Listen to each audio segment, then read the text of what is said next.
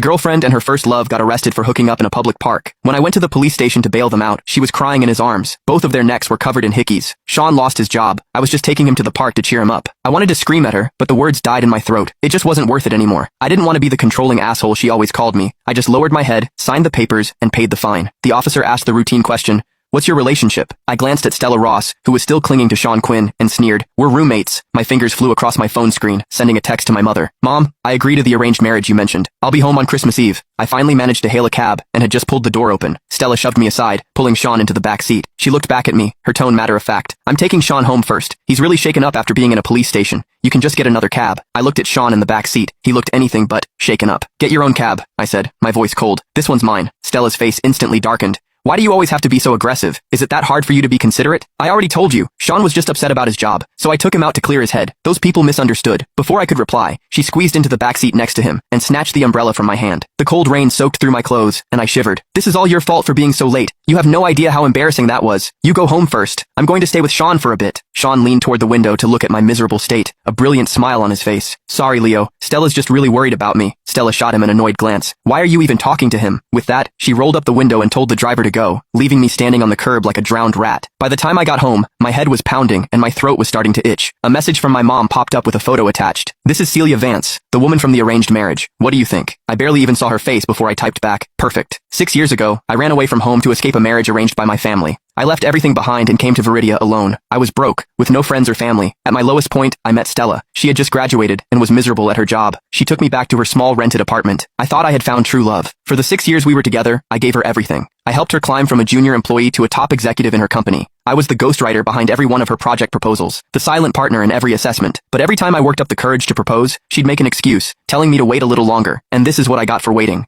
Her, cheating on me with Sean. Now, I was done waiting. From under the coffee table, I pulled out a crumpled booklet. It was a collection of flight stubs from Viridia to the UK. The last one was dated 3 days before Sean returned to the country. Sean had been studying in the UK all these years. All those missed anniversaries and Valentine's days, she had used business trips as an excuse to be with Sean. And I was the fool who believed her, thinking she was genuinely too busy. It was after midnight when Stella came home. I woke up the moment her cold body pressed against mine. The acrid smell of sex mixed with men's cologne clung to her, making my stomach turn. I grabbed her wandering hand. "I have a fever," I said coldly. Her hand froze for a second before she pulled it back, her voice laced with impatience. "What a buzzkill." She didn't say anything else, just rolled over with her back to me, pulling the blanket with her. A cold draft washed over me, making my feverish body feel even colder. In the darkness, the faint glow of her phone screen flickered, punctuated by a few stifled giggles. I closed my eyes and pretended to be asleep.